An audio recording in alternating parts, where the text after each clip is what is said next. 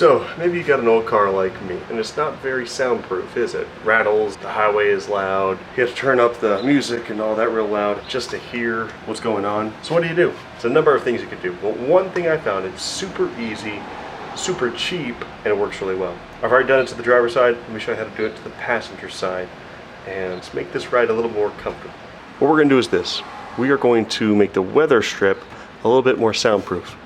How this works, you can see there's a hole here, there's a hole here, there's a hole further down. Maybe you can, maybe you can't see it. Either way, believe me, it's there.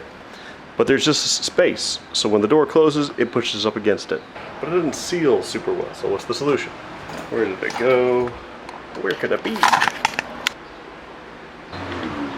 The solution is this. It's a rubber tube insulation. This is 10 bucks on Amazon, works really well. It's rubber, and you want to make sure you use the rubber one instead of the foam one. I tried the foam one earlier, it broke. I've tried the 3/8. Maybe it depends on the size of the weather stripping, how much space is in there, but I found that the 1/4 inch works best. It does the job, and it is easier to work with. Let me show you how. I've already run a wire through this, as you can see. What I used was an old landscape lighting wire to fish it all the way through, but that's not going to do anything for the sound.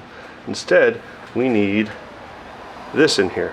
You could use a lot of things. You could use weed eater string, a rope, very thin rope if you had it, some sort of other wire like this. All you gotta do is feed it through a hole like that, if you can or can't see. Feed it through one of the holes and have it just go all the way down. So let's attach this with some electrical tape. Let's pull it all the way through. This part is very straightforward.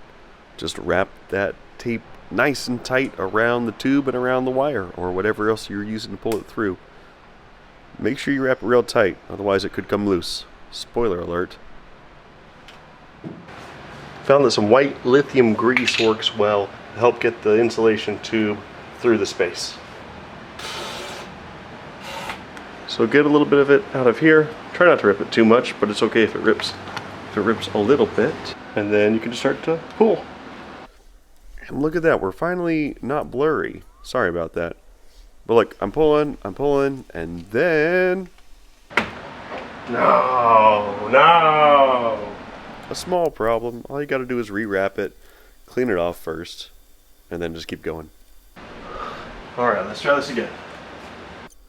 And then, you just gotta pull it and push it at the same time. It works best. I sped it up, obviously, but as you can see, slow and steady. Before you know, you're done. And that's all. All you gotta do. Oh, I say that's all, but obviously I'm covered in sweat, so it works. That's all I'm saying.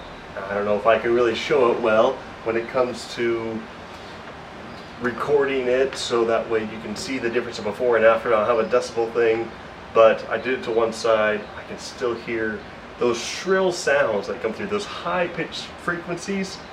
This thing cuts them out. So I did try recording it. The camera doesn't do a good job of picking up the difference, but here is what it was like before and then after.